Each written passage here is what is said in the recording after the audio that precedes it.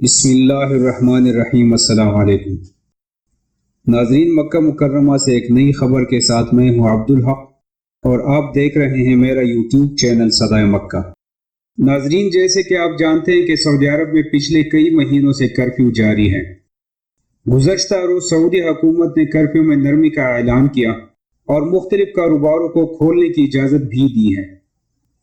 ان کاروباری مراکز اور دکانوں میں کورونا سے بچاؤ کے لیے کون سی احتیاطی تدابیر اختیار کرنی ہوگی، اس کے لیے سعودی حکومت نے ایک نیا SOP یا لائحہ عمل تیار کر لیا ہے، جس کا اطلاق ہول سیل، ریٹیل، تعمیرات اور صنعت کے شعبوں سے وابستہ کاروباری اداروں پر ہوگا۔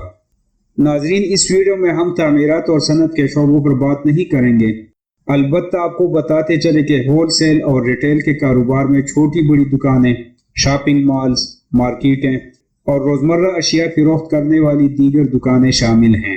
یہ سب اس SOP پر عمل کرنے کے پابند ہوں گے۔ ناظرین، یہ SOP ہے کیا؟ آئیے اس پر بات کرتے ہیں۔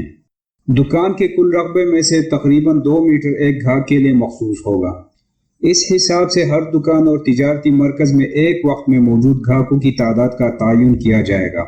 مثلاً اگر کسی دکان کے پاس گاہک کے لیے 8 میٹر رقبہ موجود ہے تو ایسی دکان میں بیک وقت صرف 4 کسٹمرز موجود ہو سکتے ہیں۔